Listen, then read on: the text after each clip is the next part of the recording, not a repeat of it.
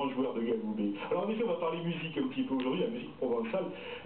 Depuis le XVIIIe siècle, en Provence, on joue le flûté qui est accompagné du tambourin. C'est un duo d'instruments qui est joué en même temps par un seul et même musicien. Alors, il existe une dizaine de facteurs d'instruments dans toute la région provençale de Côte d'Azur, mais un des plus célèbres, Jean-Pierre Magnan, habite juste à 2 petites rues d'ici. On y est parti en reportage. Écoutez.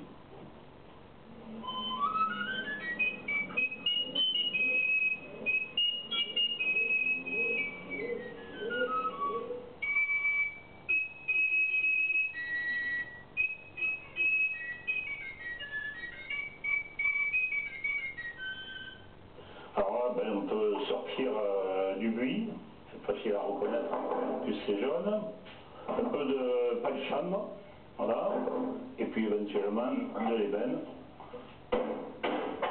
En fait, ce qui donne la tonalité, c'est les écartements. Hein. Voilà. Donc, si on a un galoubet ainsi, c'est un peu plus court, puis il y en a de plus long aussi, donc de plus grave. Après, il n'y a plus qu'à attaquer la partie tournage. Alors ça, c'est vraiment une dimension qui est importante, là, entre ici, puisque c'est ce qui donne la base de la tonalité. Et après, on va faire la forme pour le bec. Voilà. Le galoubet, le mot apparaît en 1723. En fait, une flûte à bec à une main et 3 trous. Taillé ici en palissandre, on en trouve également en bois tendre, amandier, arbousier, jujubier ou bien à noce, canne ou ivoire. En fait, ça c'est vraiment la partie technique, c'est ça. Alors au départ, c'est pas trop compliqué, mais c'est après. Il faut savoir s'arrêter au bon moment aussi. Voilà. Je finis l'ouverture. Connu depuis le Moyen-Âge, le galoubet se joue de la main gauche.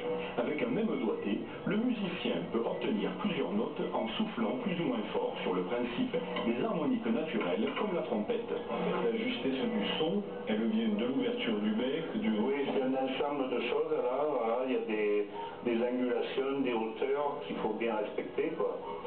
Et puis après, on ajuste la languette, c'est ajusté par rapport à ces hauteurs. Et bon, ce qu'on cherche à voir, c'est que toutes les notes, tant que possible, sortent bien. Alors ça, c'est le placement des trous. Alors, donc il y a les 2 trous de dessus, et puis il y a un 3e trou dessous.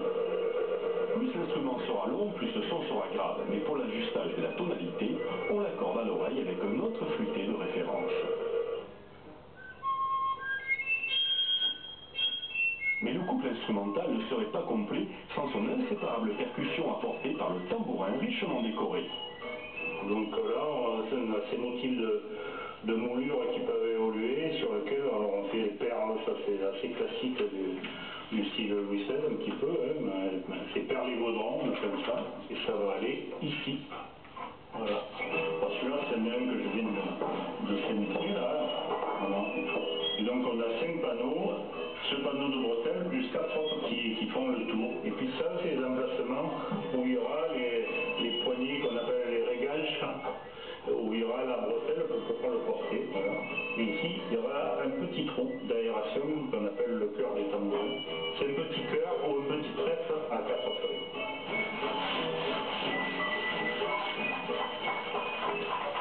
Le galoubet et le tambourin. Alors, on salue Jean-Pierre Magnan, les bénistes étaient avec nous, il travaille depuis 45 ans, et Alain Bravé, que nous recevons, qui est professeur au Conservatoire d'Orange. Alors, c'est vrai en toute chose, Alain Bravé, cet instrument, le tambourin, c'est avant tout une œuvre d'art superbe aussi, il faut le dire, c'est une œuvre d'ébénisterie, on a plaisir à jouer dessus.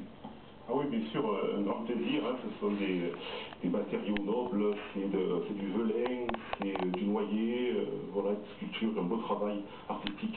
Alors nous avons devant nous les galoubets, donc le petit instrument, et ce qu'on appelle la massette qui sert justement à toucher dessous. Le galoubet, quelle est la tessiture, on peut jouer combien avec?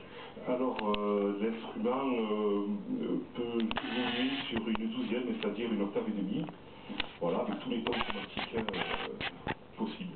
Alors, vous enseignez au conservatoire ici, à Orange, avec des élèves, on les écoutera tout à l'heure à la fin de l'émission. Oui, ils sont venus, ils sont venus, alors, est-ce que le répertoire écrit, il est riche, il est pauvre, comment on trouve de tout?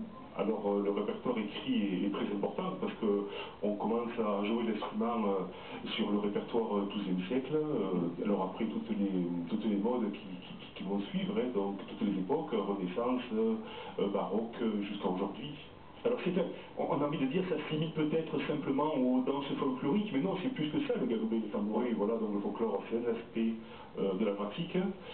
Oui, mais on retrouve l'instrument donc aussi sur un répertoire en Renaissance, le répertoire baroque aujourd'hui, où même Christie travaille avec André Gabriel en particulier, donc le galoubet tambourin est employé.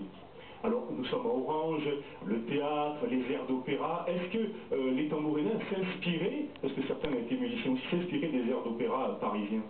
Oui, bien sûr, oui. Les tambourinaires étaient parfois des musiciens d'orchestre et tambourinaires dans une pratique populaire. Donc, bien sûr, l'influence de l'opéra était très présente sur le répertoire des musiciens locaux, oui. Alors, on retrouve cet instrument ailleurs dans le monde, presque sous la même forme. Au Pays Basque,